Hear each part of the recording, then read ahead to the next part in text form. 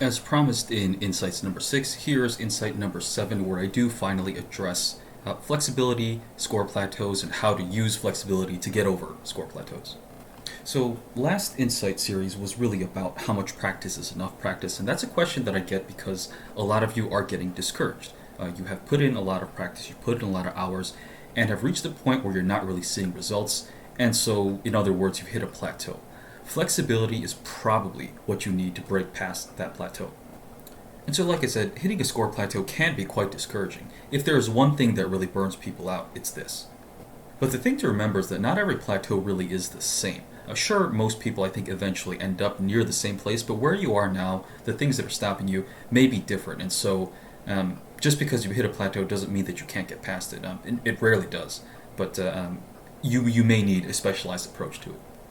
So the first kind is what I would call a technical plateau. Most people probably don't even stop here, as simply learning techniques, and there's plenty of good ones out there, often fixes this issue. So that's stuff like learning the names of questions and how to do them, especially in LR, learning how to set up game types, that sort of thing. The second type of plateau is what I would consider a processing plateau, and some folks, and maybe English isn't your first language or there's some other issue, you kind of know what to do on a technical level. You've done the technical plateau stuff. You've learned the techniques. You've learned the names. You've learned the strategies. But really, your problem is that you just take too long to do it. There are ways to improve here, but unfortunately, I don't have that much great news on this front. The real deal, though, is the following: the flexibility plateau. This is where most people hit very solid walls, especially as you get closer to 170. And often I would like to add that a lot of people think they have technical or processing plateaus. You think, I just need to learn more techniques. There must be some secret ninja method out there that I'm not doing that's just going to help me get these right. Or you might think that, I know how to do everything, but I'm just not fast enough, and you think that that's not something that you could possibly improve. Either one of those could actually be flexibility. You just may not have realized it yet. But to define flexibility plateau, to distinguish it from these other two, I'm going to start by saying you probably feel like you've learned enough, that you know how to do what the exam asks you to do. But the consistent issue is that you feel like the exam is constantly throwing you curveballs that you can't seem to hit. And so if you've been following my stuff, the vast majority of my content and teaching is focused on developing a mindset that allows you to deal with these curveballs. And so today is not going to really get into that technical aspect, but really just give you sort of a thematical overview of how to fit some of these pieces together. So just to kind of get through all three types before we get to the big one, we'll just start with the technical plateaus. Not really much to say here. Just learning stuff like a set procedure for recognizing and setting up common LG type, specialized tools like the negation tactic for necessary assumption questions, or just getting used to the kind of language that the RC prefers when it comes to author attitude questions. That kind of stuff is enough to move you past this kind of plateau. In other words, technique is usually not what stops you from excelling if you've been studying hard, because all this kind of stuff that I talked about is pretty basic, right? If you've been studying either, probably not with me because I don't really cover this technical stuff because my stuff is aimed for people who are kind of past that, but this is pretty basic for LSAT prep. Nothing here is that special. You're going to see quite a bit of it for free and for paid, some of it, but a lot of it is free. Like Khan, I believe, is free, and there's a lot of just stuff that you can access just by looking up various websites. There's a lot of stuff out there that will teach you this kind of information, and it's pretty accessible, it's out there, and so this is probably not what is actually stopping you. So what some of you may have run into, if you don't think it's the technical plateau, is the processing plateau. I would say this happens when you got past the technique stuff, but you have discovered that you can't move fast enough, and there could be a couple different reasons for that. In terms of the different plateaus, I would say this one is a little bit weird. It's a little bipolar. It's either really simple or nearly impossible to overcome. So I'm going to start with the bad news or some unpleasant truths here. The first kind of processing plateau that I see in a lot of students who contact me is for folks where English isn't your first language, so it's a language barrier. And to you folks, all I can say is sorry. Most tutors, especially me, we don't have what it takes to fix that language barrier problem for you in the time that you generally have available. Learning languages is not easy for most adults. If you're one of the few lucky people whose brains are just wired for it, great. But most of us are not that way. So your language issues, I would say, are prior to any logical issue that you have with this exam, and we're just not equipped to really help you with that in the amount of time that you usually have to get prepared. Some of you, though, it's not really a language barrier. You're native speakers. It's just something about the way your brain processes words is just different. And to you folks, all I have to say again is just sorry. Some people simply don't process words fast enough to get it done within 35 minutes, even if they don't really have a condition that merits extra time accommodation. This is just, I guess, your brain's preference. Some of these same people who cannot process words fast enough are great with numbers. They're great with other, visual cues, or they're great with audio cues, ironically. But it's just words on a page. And again, it's not dyslexia or anything like that. It's just something about words on a page, on a screen. You just don't move through them fast enough, and you might not be able to tell me why, and I certainly will not be able to tell you why. So certain cognitive shortcuts can help a bit when it comes to saving time, but fundamentally there's really not much that we as tutors can do in the time that you have available. Again, it's not like it's an insurmountable issue, like the language issue is not insurmountable, it's just an LSAT tutor is not the right place to look for guidance on that. So now that we've gone over sort of the two classes of processing plateau people who I think that people like me, tutors, are not well equipped to handle. Now for the slightly less bad news, or the good news. I shouldn't be so cynical. It is good news because the next group of people I'm talking about, it is eminently fixable. So, and as I was just saying, for the rest of you, I really do believe there is a way to get past this. So unknowingly, a lot of you are taking a little extra pause between questions or answer choices, especially in LR. You're not pushing yourself as breathlessly, as relentlessly as you could be. And even though it might not sound like a lot, fractions of a second or full seconds, these pauses do add up over the course of a section, and the real kicker is that it's not purely linear. So just because you lost 10 seconds that you could have saved on a question doesn't mean that all you lost is 10 seconds. I feel like it kind of has a multiplicative effect. So this effect of wasting time early on is that as it builds up and as you kind of slow down, because the wasted time adds up, eventually at some point in this section, usually when you need this kind of panic realization the least, you will realize that you are behind schedule. And that realization brings up a whole host of processing errors that I would argue are independent of the raw time loss. So it's not just that you realize you're 2-3 minutes behind or 5 minutes behind, God forbid, by the time you're at a difficult point in the section. The fear, the panic, the fear, all that stuff can bring up processing errors that have nothing to do with the raw amount of time you lost. It's just your mind blanks in various new different ways. Not because you're moving too fast, but because you got scared. So now moving on to how to actually fix this issue. If you do have a processing speed plateau, where this really is the problem, where you really are just taking too long for whatever reason, I would say the only real advice, practical advice that I have, is to talk to somebody live. Just performing questions live in front of a tutor who knows how to push you to a better pace can really help. So, they can hear how you're reasoning, and whenever they detect a gap, they can just kind of gently nudge you along. No, keep moving, push, push, push, keep going, keep going, keep going. Don't stop here. Just those little encouragements. That can just kind of give you a physical sense of how fast you need to be moving. And I would, like I'm always saying, this exam is almost as much physical as it is mental. Just to know how it feels to move at an appropriate pace is very important. LG is a different matter entirely, and this I believe you can do independently. Again, if you have this processing speed gap issue. For LG, many of you compulsively reaffirm answer choices you already correctly chose through the proper procedure. So it's not like you just kind of half-assedly did it. You really went through the steps and you picked it right, but then you're just going to compulsively check it and maybe even check it a second time. That's kind of a waste. And actually, let me take that back. It's not kind of a waste. It usually is a complete waste. I just kind of qualified it earlier. Well, you may have noticed that I use kind of to qualify a lot of what I say, because there are exceptions, but generally speaking, I will hold to this. It usually is a complete waste of time and energy. The best antidote, in my experience, to this problem is to practice a few sections where you simply refuse to reaffirm your selections. This sounds scary, and maybe it is for some of you, but a lot of folks are often pleasantly surprised to discover that their scores don't really change. If your score does go down, then that points to a technical issue, so you can go back and kind of learn new techniques if that's constantly happening for you on a certain type of game or a certain type of question. But for most of you, your scores aren't really going to change. In fact, sometimes they might improve because you save so much time.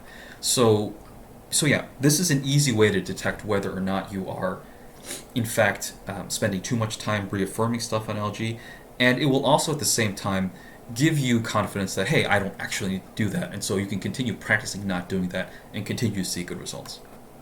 So this brings us to the third plateau, which is the flexibility plateau, and I do consider this to be the big one because a lot of people who believe they have a technical plateau or a processing plateau, I think they really actually have flexibility plateau. So we'll talk about why that is in a second. So for those of you who are here, and I think that's actually most of you, you know how to do just about all the tasks that the exam throws at you, and you can generally get to all the questions in a section within the time limit. The problem is you're just letting the exam trick you into picking trap answers way too often. And there are certainly distinctly identifiable traps that you can learn, especially on RC, and maybe on LR, but I do find them more commonly identifiable, I think, in RC. And there are even certain techniques, like my pick the less understandable answer instead of the understandable one that has something specifically wrong about it. That's in my last two answers, trap answers workshop lesson. I am including a card/link to it in the upper right, so if you don't really know what I'm talking about, or it sounds like something that you could benefit from, the link to the lesson is in the upper right of this slide here. Unfortunately, identifying traps and rewiring your risk aversion response isn't enough, because if it were, I would be the richest and most successful man in this business because that's all I talk about, but hint, I most certainly am not. So the unfortunate reality is that you just need some flexibility. There's no way around it. You can't just technique your way past this sort of thing. So now that we've talked about the three kinds of plateaus and have reached a point in the discussion where we realize we do at some point require flexibility, how do you actually practice to attain flexibility? We'll start the discussion by you need to recognize that a one-size-fits-all approach that is convenient also unfortunately means that one-size-fits-all very half-assedly. A one-size-fits-all approach is just not going to fit everything that is thrown at you. That's just the truth of the matter. And so keeping this idea in mind that we can't just probably apply the identical approach to everything that we see within a section, but we be needing to making adjustments, kind of tailoring our approach to be appropriate to the question at hand. We're going to start with LR. There are three levels of assumption and flaw analysis that I talk about in LR, and again, this was put up in a recent lesson. I will include a link to it in the upper right here, but we'll start here. The first and most simplest level, and this is the level at which I operate for, I would say, the first 10 questions in an LR section, is when I'm simply looking for a vocabulary mismatch. And that's where the conclusion talks about some distinct concept C, the premises talk about some distinct concept P, and our assumption, therefore, or our flaw, must be a P versus C opposition. Concept P must be linked to concept C in order for everything in the argument to work. So the simple being, kind of the lowest level and the easiest thing for most of us to do, let's step it up to what I would do on a more moderate difficulty question. So for these, I would say negative space is one of the first things that distinguish it from a simpler question. So negative space is where we ask ourselves, hey, is concept P from the premises, is that really enough to prove concept C in the conclusion? Did the arguer perhaps leave out any important alternatives that we can detect? The second thing that I would say that typifies a moderate difficulty question versus the simple one is the disconnect is not actually between the premises and conclusion like we saw in simple questions. It's actually within the premises themselves. So we end up with a structure that's more like P versus P plus instead of the usual P versus C that happens in the simple level of argumentative mismatch. And so, of course, if that wasn't difficult enough for you, there are actually more difficult questions out there. And these are the ones that I would consider are the ones that offer us a baseline viability challenge. And so that might be familiar for those of you who have worked on necessary assumption questions, but we'll get into why these are a little bit off. So normally, in simple or moderate difficulty questions, we don't really question our raw ability to fix an argument. Sure, the arguer left something out, but we can at least reasonably connect the premise and conclusion if we identify what the flaw is and fix that, if we identify what the assumption is and point out, hey, you actually assumed this, but if you do assume it, everything works. We don't question the ability that we have to link the premises to the conclusions in some manner. Maybe our arguer didn't do it, but we believe that we can do it. But for the hardest questions, we are asked to question whether or not the premises are or is, if there's only one, relevant to begin with. And so kind of looking at the overall three-level approach that I have laid out here, there's actually two kinds of flexibility that I want to highlight. The first is the flexibility that I demonstrate in moving between the levels of analysis.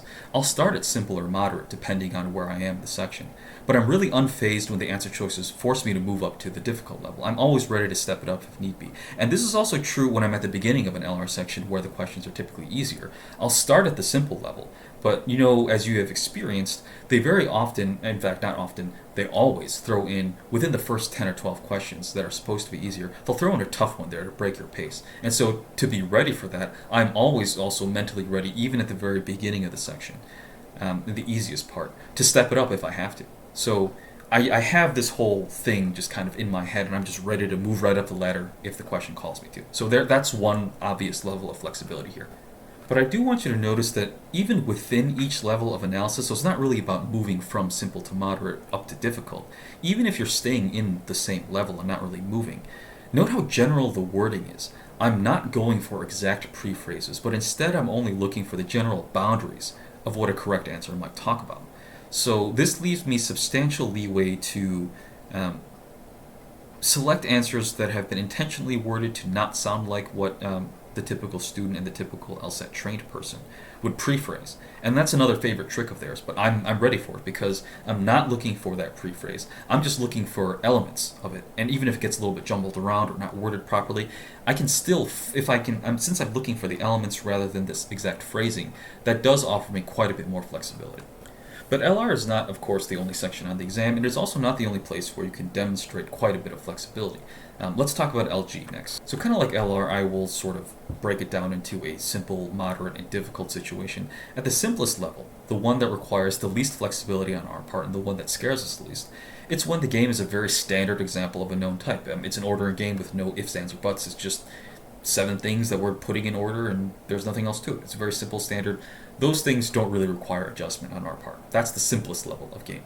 Things get a little bit more difficult at the moderate tier, where it's a known type, where you know it's an in and out, you know it's got grouping, and other stuff, but it has a twist. Maybe it's hybridized with another type, or it has a really weird element that's not really a whole new game type, but it's just something that you haven't really seen before. So you kind of know what the base game is, but it has a twist. This can scare people. My advice here is to practice doing this. Start simple. If the game didn't have that twist, how would you set it up? So like I said, the moderate types to me are the ones where you can recognize basically what type is included in it, but you don't know how to incorporate the twist quite yet. Start with, okay, if it didn't have that twist, how would I do this? And just start there. And then after you've kind of made your base diagram based on simplicity, then you try to add the twist. Is there a way to incorporate the twist into the basic diagram? And I think once you actually there's something about having a diagram down on the page as you're practicing. Once you have something down, I think most people can kind of find a way to incorporate that second element into the basic diagram. So you'd be surprised. So give it a shot. Give it a shot. And a bonus tip.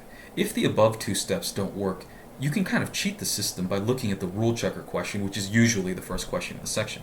That should give you, the answer choices specifically, should give you several examples of what a visual output for the game might look like. And so if that wasn't challenging enough for you, there's, again, yet another tier, more difficult tier of a scenario. That's when you have no clue even what type the game is, really. I would say my advice here, the first thing you do is just forget about diagramming. If you don't know what it is, I mean, what are you going to do? Sit there and just stare at the page, which I know a lot of you often do. Don't do that. Forget about diagramming. Just go straight to the rules and understand what each one individually tells you to do. And I say individually, and I want to stress that, because while I never recommended deductive work, it's even more important to skip it here, because what are you going to deduce? Again, you don't know how anything works yet. Just focus on learning the rules individually. And after you've gone through the rules and have resisted any form of deduction, unless there's something really obvious to you, then maybe you actually do know more about the game than you let on. But either way, once you've kind of worked through that rules process, your next step should be to immediately look for that rule checker question. Again, just like with the moderate games, you're looking to the rule checker to give you hints as to what a visual output for one cycle of the game might look like. And finally, if the rule checker doesn't help, or in some cases doesn't exist, which is a real bummer, just start answering questions. And I know you're like, oh, well, we just went through the fact that I don't know anything about how to set up this game, don't even have a diagram, all I know are the rules, how am I going to start answering questions? Let me just say for here, because I don't want to spend too much time on it, this is not as bad of an approach as it sounds, because I will admit that it sounds quite useless. I will demonstrate this in an upcoming LG lesson, so stay tuned for that. Again, I understand that talking about this in the abstract is not convincing, so I will attempt to demonstrate this for you guys, where you have no idea how to set things up, you have no idea what diagram to use, all you know are the rules, and you don't really have a rule checker to look at, so you're just going to start answering questions. Alright, so finally that leads us to how we can start practicing flexibility in RC. It really just boils down to this. Just stop trying to understand the whole damn thing. Just stop. Don't do that. And at the cost of sounding like a broken record, because I know I say this pretty much every time RC comes up, but what you need to be doing is reading for structure and not for content. So to elaborate, content is what the author said, but structure is why, or for what logical purpose, the author said that something. The tragedy is that most students never give themselves the chance to discover that you can, in fact, understand why an author says something, even if you do not know what that thing is. That's extremely powerful. It saves you a lot of time, it helps you keep moving in RC, and it helps you stay flexible. You can still do things even if you don't have knowledge that satisfies your normal academic standards. So this rigidity, this refusal, really, to change the way you read things is, I would say, the number one cause of confusion, panic, frustration, wasted time, and as a result, lower scores in RC. I mean, just think about it. How many complaints about RC that you've heard of, or that you have personally, are based on the weirdness of the passage itself rather than the specific questions, which is where the errors are actually happening? All of you guys are barking up the wrong tree if this is the perspective that you have, because again, it really shouldn't be about the passage. All the passages essentially should become the same colorless goop in your head. It should all be the same boring stuff. That's kind of how things are supposed to be, in my opinion. In my experience, people who see it that way tend to perform much better on RC. If you're really getting into the nitty-gritty of each passage, you're not doing it right. So I've suggested a few things, but I really haven't talked about how to actually practice flexibility. And so, true to form, my suggestion is to be flexible. Haha, right? But I'm actually kind of serious about that. So to take a more serious tone, what I suggest doing is to take some time to really think over your process when you're doing a blind review or grading a section. And so those of you who've been following me for any amount of time, you may have heard me mention here and there that I actually really hate the idea of a blind review. I believe that's something that gives a lot of people a false sense of confidence, even though blind review really isn't supposed to do that or wasn't designed to do that. I think that's one of the unfortunate side effects of it. But since I know that all of you are pretty much doing it anyway, may as well have you guys put it to good use. So again, the suggestion is to take some time to really think over your process when you're doing blind review, not just simply which answer you picked or didn't pick, the process of getting there. So you should be asking yourself questions like, what was I thinking when I made this choice? Was I obsessed with, I can't officially tell where the conclusion ends and the premises begin, something technical like that? Or could I have afforded to have just decided to give up on that formality, the conclusion versus premises, and instead look for disconnects within the stimulus without regard to the what is a conclusion or what is a premise sort of formal, structural way of looking at things? So these kinds of questions and the answers there too are the sort of data that I would like you to take a look at when you're doing blind review or reviewing a section after you've graded it. It's not just what you got right, what you got wrong, but the process. What sorts of things were you concerned about as you were doing it? And in the case of questions you got right but were overall pressed for time on a section, assess whether or not you could have settled on an answer without double and triple checking it. And this is both, this is most common in LG, but I see it happening on RC to a more limited extent and LR to an even more limited extent. I think that's just a function of people being pressed for time on those two sections more often. But yeah, I see it happening everywhere, it just happens the most in LG. And after having reviewed your process of reaching an answer choice, practice the few suggestions that I offer in this video where appropriate. So if you see that, oh, I am really double checking or triple checking too many things, try doing the next section without it. Or when you feel like you have been focusing on the simplest level of LR and getting kind of hung up on that, try moving into the negative space or the P versus P plus, those variations on the simple argumentative get. And as a catch-all, as per usual, I encourage you to talk to me. Yes, I am aware that the suggestions that I offer here in this video are general and flexible, and that is the entire point. And further, yes, I am aware that that means you might struggle to adapt such suggestions on your own.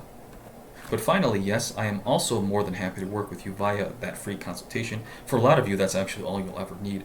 Or we can start a very targeted tutoring relationship that's laser focused on solving a few key issues, if cost is a concern.